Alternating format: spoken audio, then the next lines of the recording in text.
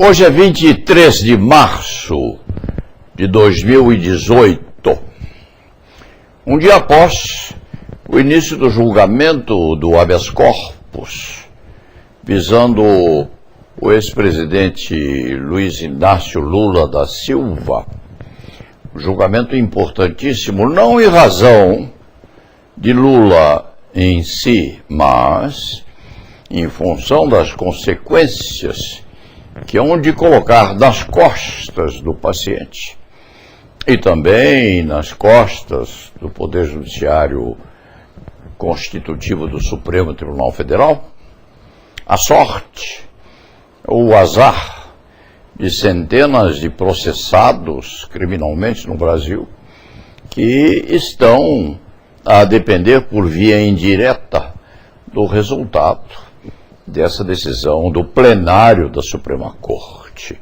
Então, a importância desse julgamento extrapola a figura do ex-presidente da República e atinge também uma parte do povo brasileiro, porque delinquente ou condenado aos nossos cárceres pútridos é também um pedaço do povo.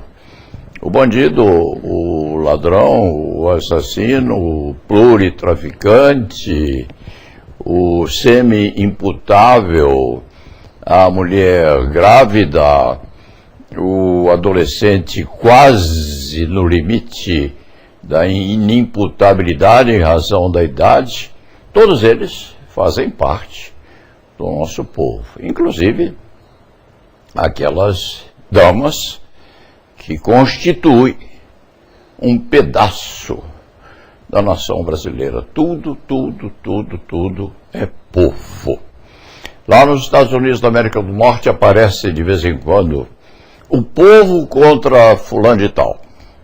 Aqui não é assim, é o Ministério Público, representante do Estado da acusação, pretendendo a punição de alguém. Mas, no fim das contas, a acepção primeira é aquela de que o povo estaria contra o ex-presidente da República. É assim. Mas também assim não é, porque uma boa porção do povaréu se põe ao lado do expectante, do pretendente Lula da Silva a não ser recolhido aos cárceres e a pretensão de ser, quiçá, candidato também novamente a presidente da República. A situação, portanto, é sofisticada. Não é a nação querendo que Lula seja recolhido ao cárcere, não. É um pedaço da chamada prole constitutiva do povo brasileiro que quer a imputação sendo julgada procedente. Dentro desse aspecto, ou dentro desta divisão entre quem quer e entre quem não quer a prisão de Luiz Inácio, é bom pensar.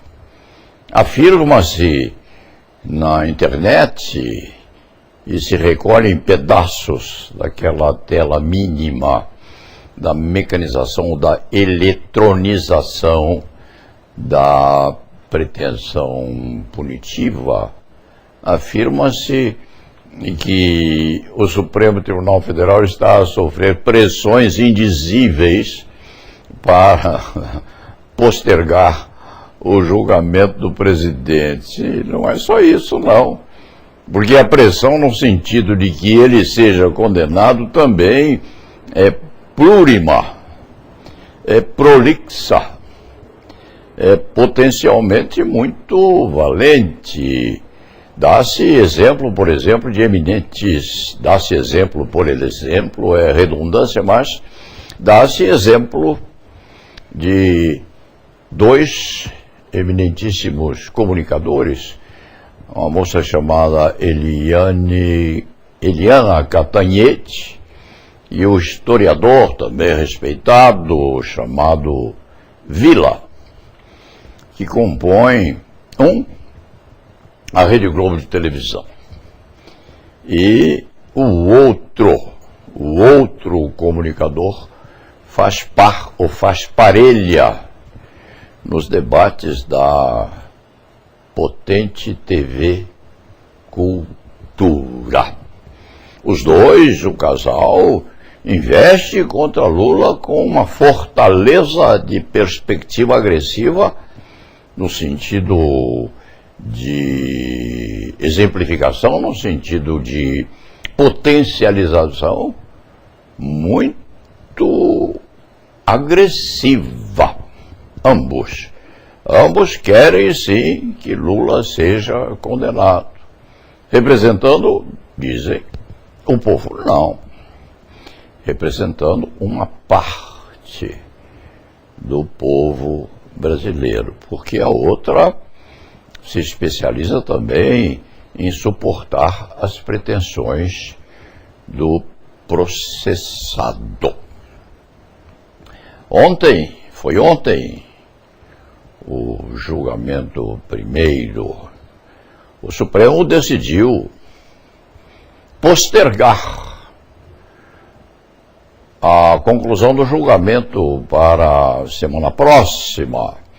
O ministro Fachin queria deixar o seu voto pronto porque precisava viajar.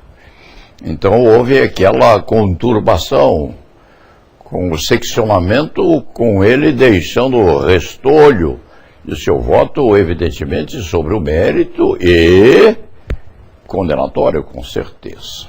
E se afirma que o Supremo Tribunal Federal teria sido embaído, teria sido levado numa artimanha jurídica destinada a deixar a conclusão para mais tarde. Não, pior seria levar esse julgamento até o fim, ou deixar que o ministro Fachin postergasse o resultado final do julgamento, antecipando o seu voto, que meritoriamente seria no sentido de condenação. Então, a Suprema Corte invalidou por alguns dias a solução final, mesmo porque o julgamento é de extraordinária importância. Repita-se, não em função do ex-presidente Lula da Silva, mas não em função do preto, do pobre, da meretriz, do incapaz economicamente definhando nos presídios que a nação tem. E era necessário, sim, que se tivesse essa multidão, parte do povo, expectando o resultado. Alguns dias não fazem diferença alguma.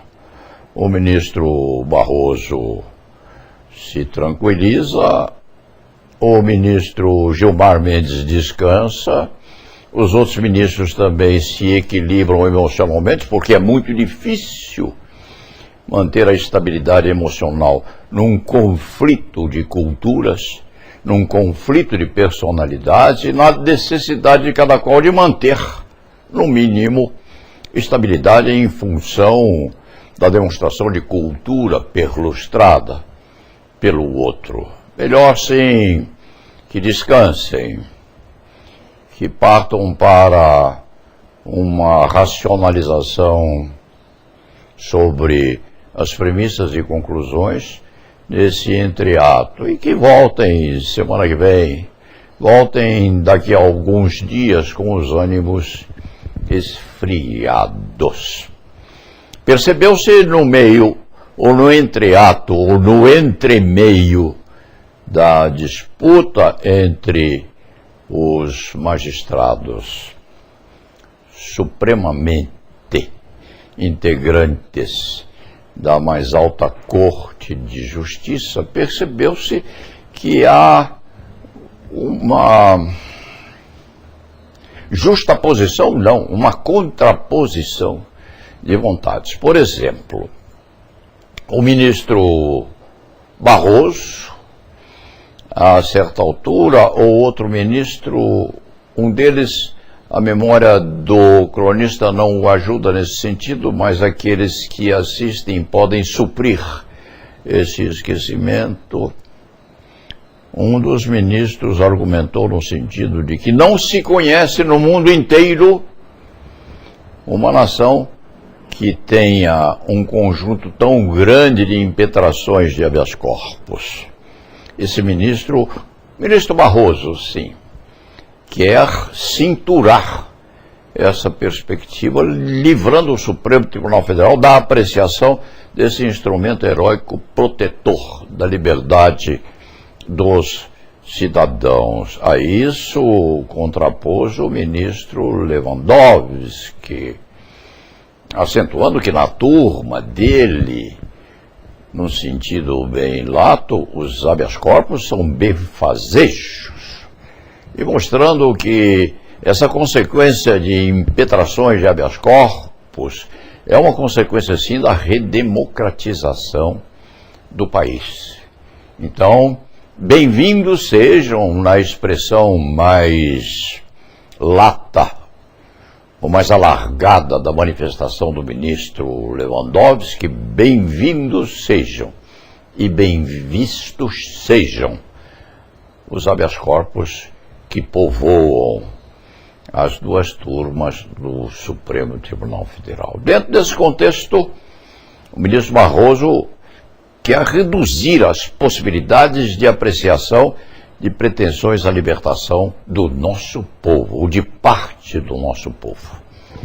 E o ministro Lewandowski pretende que isto não sirva de censura à reivindicação libertária daqueles que justa ou injustamente estão sendo processados criminalmente. Essa crônica não pode ser longa, não pode durar, não pode demorar, porque com o advento da internet e dessas plurimas qualificações da possibilidade de comunicação, o espectador, o ouvinte se cansa cedo.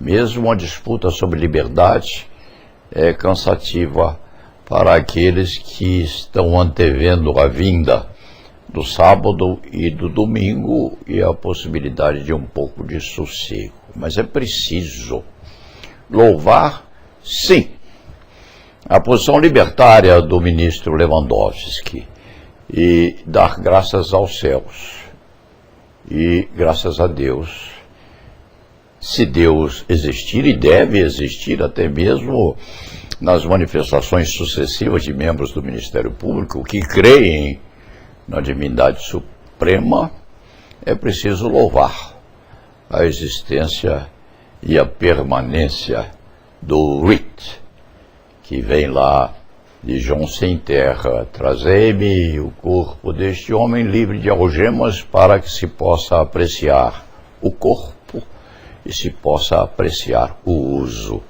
das algemas, alguma coisa nesse sentido. Vamos aguardar, vamos esperar.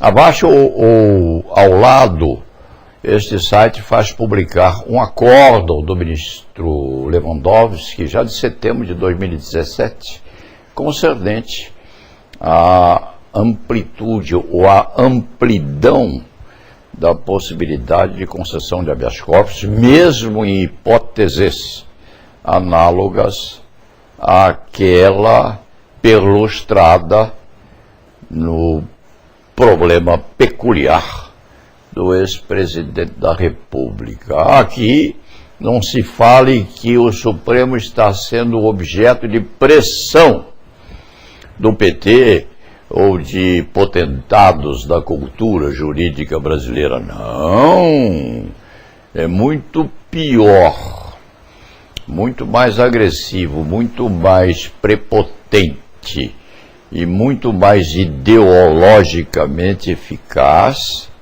a pressão exercitada em alguns órgãos de imprensa, por jornalistas eminentes, sim, diferenciados também, orientação segura ou orientação firme da vontade de parte do povo, no sentido de que Lula seja encarcerado. Dentro desse sentido, a dialética é esta. Se obteve ou não a indefinição do julgamento de ontem e a postergação para futuro próximo, e se isso foi o resultado ou não de manobra defensiva ou da cultura ou da inteligência dos defensores, isto faz parte do contraditório e integra, sim, aquele combate democrático em que as ideias são importantes e a pressão popular também o é.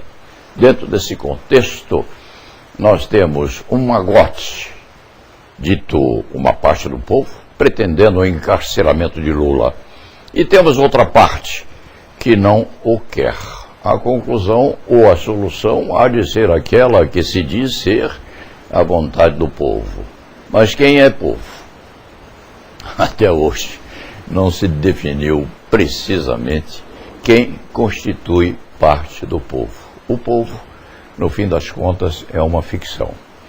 Mas é uma ficção que demonstra, numa querência coletiva, aquilo que a nação quer. E lá nave, vá, vamos esperar o resultado.